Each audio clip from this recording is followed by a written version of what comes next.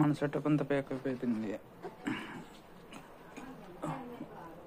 1 వీక్కి సంబంధించిన setup luggage 3 పేర్స్కి చూడండి, నైట్ వేర్తో కలిపి ఇంత అయింది లగేజ్. ఫైనల్గా మనం రెడీ అయిపోయాం, సెటప్ రెడీ అయిపోయింది. సెటప్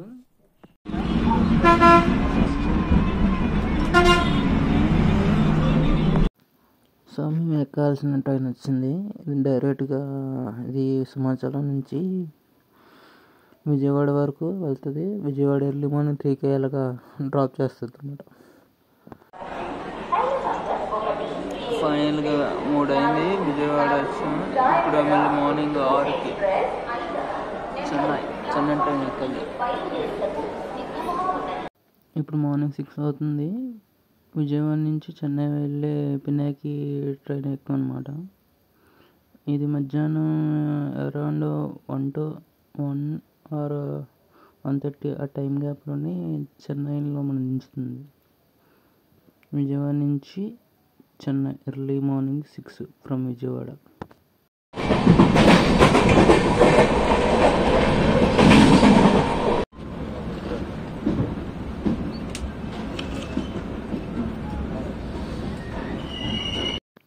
సో ఇప్పుడు 1 అయింది.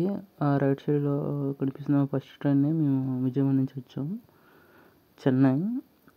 ఇక్కడ మాకు కనెక్టింగ్ ట్రైన్ అనమాట. ఇక్కడ నుంచి మీకు డైరెక్ట్గా రామేశ్వరానికి ట్రైన్లో అవైలబిలిటీ ఉంటాయి, మీకు డీటెయిల్గా డిస్క్రిప్షన్లో పెడతాను.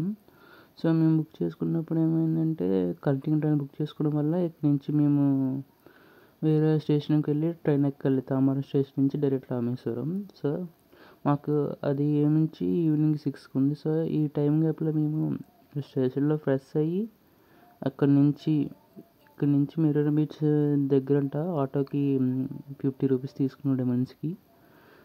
సో ఇక్కడ ఫ్రెష్ అయ్యి మెరీనా బీచ్కి వెళ్ళి అక్కడ లంచ్ చేసి అక్కడి నుంచి తామరం వెళ్తాం. సో ఫైనల్గా ఫ్రెష్ అప్ అయ్యి స్టేషన్లో బయటకు వచ్చాం. మీకు స్టేషన్ ఆపోజిట్లోనే బస్సులు ఉంటాయి అండ్ ఆటోలు కూడా ఉంటాయి. ఇక్కడి నుంచి మీరు ఎటు వెళ్ళినా వెళ్ళొచ్చు.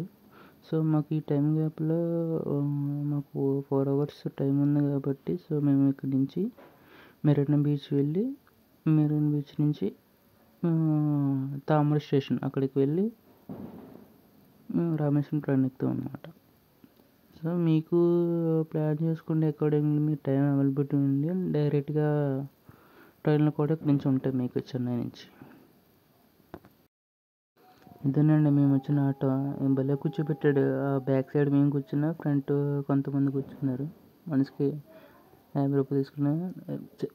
చెన్నై మెరీనా బీచ్ పక్కనే ఇది పార్క్ లాగా ఉంది. మేము పార్క్ కొనుక్కున్నాం, బట్ ఇక్కడ ఎక్స్-సీఎం జయలలిత, ఎంజీఆర్ వారి సమాధులు లోపల ఉన్నాయి. సో ఫైనల్గా మేము మెరీనా బీచ్ వచ్చాం. ఇక్కడ లంచ్ చేసి బయలుదేరుతాం. అమ్మాయి ఆవింద్రా ఆటో బీచ్ స్టేషన్ డబ్బులు మీ అనుభవాలు ఎలాగున్నాయో. టికెట్ తీసి ఫైన్ కట్టాం.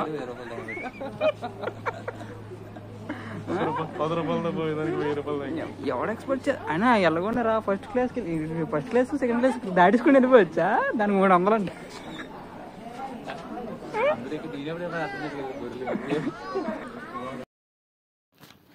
చెన్నై వచ్చి లోకల్ ట్రైన్ అయినప్పుడు మీరు కొంచెం జాగ్రత్త అండి. ఇందులో లోకల్ ట్రైన్లు కూడా ఫస్ట్ క్లాస్ అవి కూడా ఉంటాయంట. అవి మాకు తెలియక అవి ఎక్కిస్తాం. ఇక్కడ చూస్తానుగా వీళ్ళంతా టికెట్లు తీసి ఫైన్ కడుతున్న వాళ్ళే మొత్తం అందరూ. So be careful. 1180 రూపాయలు, 40 రూపాయలు టికెట్ తీసి టికెట్లే డబ్బులు ఊరికే రావు. ఇక్కడ ఊరికి దింగింది 300. అది కూడా టికెట్ తీసి మా గొప్ప చెన్నై రా బాబు. మీరు పొరపాటున ఎక్కితే ట్రైన్లో ఫైన్ రాయరు. మీ మొబైల్ తీసుకుని నెక్స్ట్ స్టేషన్లోనే మిమ్మల్ని దించేసి అక్కడ ఫైన్ కట్టించుకుంటున్నారు. సో చూసుకోండి, నెక్స్ట్ ట్రైన్ మీకు అవైలబిలిటీ ఉంటే పర్లేదు, లేకపోతే చాలా ఇబ్బంది పడతారు. సో ఫైనల్లీ మనం రామేశ్వరం చేరుకున్నామండి. ఎర్లీ మార్నింగ్ 5 వరకు అవుతుంది. యాక్చువల్గా ఇది 4కి దించాలి, కాస్త లేట్ అయ్యింది. మీరు స్ఫటికలింగ దర్శనం చేసుకోవాలంటే ఈ టైం గ్యాప్లో మీరు నేరుగా వెళ్ళిపోవచ్చు.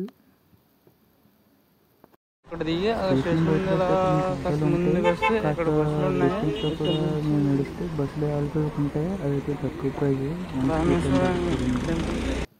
మీరు ఇక్కడ చూస్తున్న జనాలు 22 భాగస్థానం కోసం వెయిట్ చేస్తున్నారు అన్నమాట ఎర్లీ మార్నింగ్. మేము రావడం అటు నుండి వచ్చాం, అటు నుండి ఇలాగా ఇది నార్త్ వైపు గోపురం. ఈ లైన్ నుంచి చూసుకుంటే మీకు ఈ గోపురం దగ్గర లాకర్ రూమ్స్ అండ్ రూమ్స్ కూడా అవైలబిలిటీ ఉంటాయి. లాకర్ అయితే 100 రూపాయలు, రూమ్ అయితే 800 నుంచి స్టార్ట్ అవుతాయి with AC and non AC. So దగ్గరలో తీసుకోవడం మంచిది. ఇప్పుడు ఇక్కడ నుంచి మనం తీర్థస్థానానికి వెళ్ళాలి. మొత్తానికి ఘాటుకు వస్తాం. సో ఫైనల్గా లాకర్ రూమ్లో మా లగేజ్ పెట్టుకుని అగ్ని తీర్థానికి వచ్చాం. ఇది వాకబుల్ డిస్టెన్సే, 1/2 కిలోమీటర్ ఉంటుంది ఇక్కడి నుంచి. ఇక్కడ మనం నేరుగా ఇక్కడ స్నానం చేసి డైరెక్ట్గా 22 భాగస్థానానికి వెళ్ళిపోవచ్చు. సో మీ వెంట ఒక జత తెచ్చుకోవడం బెటర్.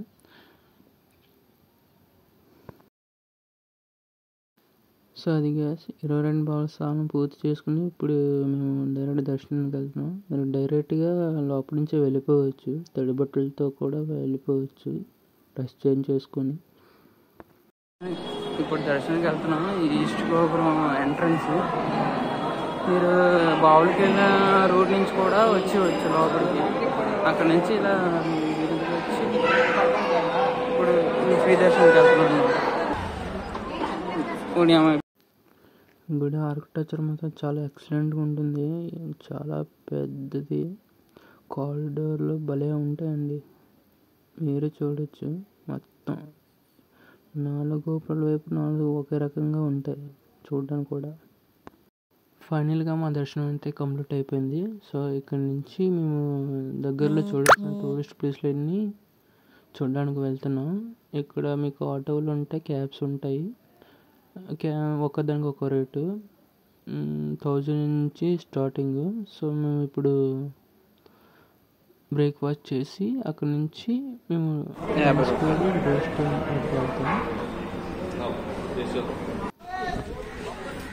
కోదండరామ టెంపుల్. ఇదేనండి కోదండరామ టెంపుల్. ఇక్కడ విభీషణునికి పట్టాభిషేకం అయింది.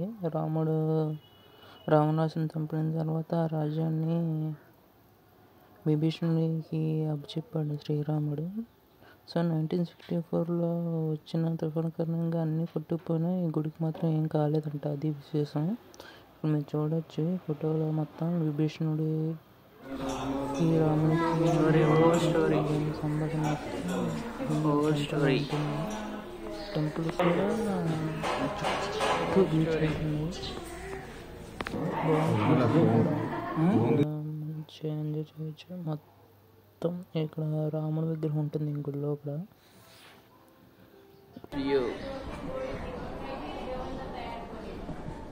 చాలా బాగుంది.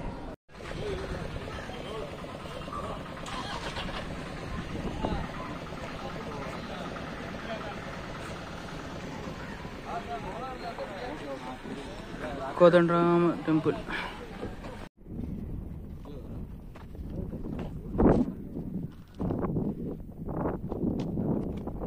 బాయ్ కాకి ఎగురుతుంది.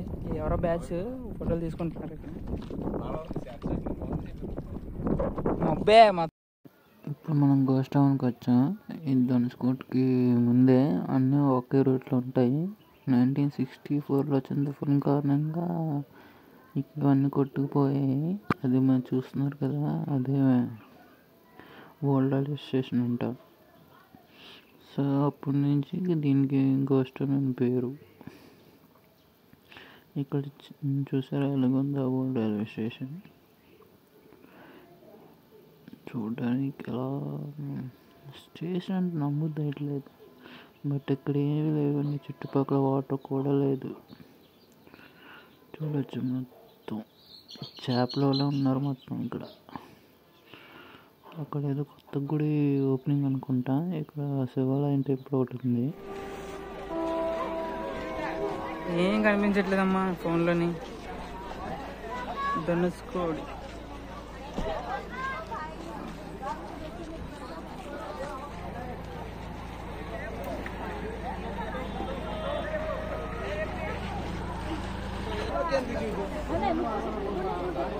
Indian Ocean, Bay of Bengal, ఈ రెండు ఎక్కడ కలుస్తున్నాయి ఎగ్జాక్ట్గా?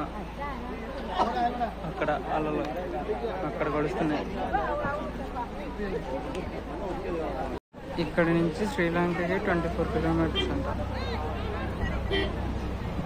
మొత్తానికి లాస్ట్ ల్యాండ్ ఆఫ్ ఇండియా.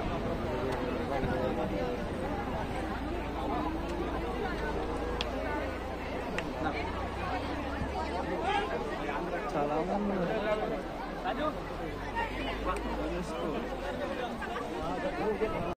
మీరు ఈ ధనుష్కోడికి వచ్చేటప్పుడు మేము వెంట వాటర్ బాటిల్ తెచ్చుకోవడం మంచిది. ఎందుకంటే ఇక్కడ మీకు ప్లాస్టిక్ నిషేధం అని చెప్పి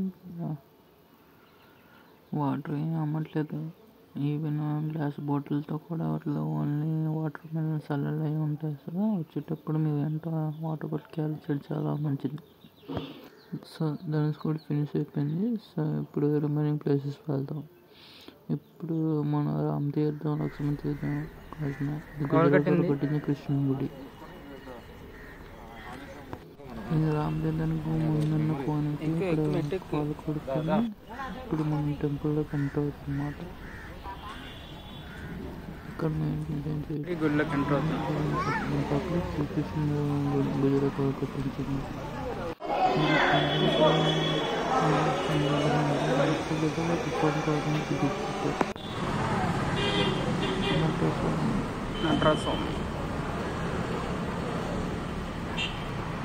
లక్ష్మణ తీర్థం అంటే లక్ష్మణ తీర్థం, రామ్ తీర్థ, లక్ష్మణ తీర్థం బాగుంది. కోనేరు ప్రజలు ఉంటుంది. ఇలా చాలా కూడా పెంచుకుంటున్నారు ఉంటున్నారు. అలాగే చాలా క్లారిటీ రామేశ్వరం ఎలా ఉందో అలాగే ఉంది. ఇక్కడ టెంపుల్ అన్నీ ఒకే స్ట్రక్చర్ మీద ఉన్నాయి maximum. Lakshmishwara temple, Rameswaram railway station. అక్కడ గుడి నుంచి అయితే ఇక్కడికి 1.5 కిలోమీటర్స్ బై వాక్ వచ్చి నడిచేవచ్చు. First stop Rameswaram. And of the last. ఫైనల్గా మనకి రామేశ్వరం టూర్ అయితే కంప్లీట్ అయిపోయింది. ఇప్పుడు మనం పమ్మూరు బ్రిడ్జ్ నుండి వెళ్తున్నాం. ఈ బ్రిడ్జ్ మీరు రోడ్ ట్రాన్స్పోర్టేషన్ కూడా ఉంది. బట్ ఈ ప్లేస్ని విజిట్ చేయాలంటే సపరేట్గా ఛార్జ్ చేశారు. మేము వెళ్ళిన ప్యాకేజీలో అయితే అది లేదు. సో అలాగే రిటర్న్ ట్రైన్ ఎక్కుతాం కాబట్టి మేము దీనికి రాలేదు. బట్ దానికి కూడా అంతే అరౌండ్ 1600 అంతా ఛార్జ్ చేస్తారు మొత్తం అన్నీ ఇది చూపించాలంటే. సో ఫైనల్గా టూర్ అయితే కంప్లీట్ అయిపోయింది. ఇక్కడ నుంచి మేము మధురై అండ్ తిరుపతి కూడా కవర్ చేస్తున్నాము. సో మీరు ఓన్లీ రామేశ్వరం వెళ్దాం అనుకుంటే మాకు అయిన బడ్జెట్ అంతా డీటెయిల్గా కింద మీకు వీడియో కింద డిస్క్రిప్షన్లో పెడతాను, చూడండి.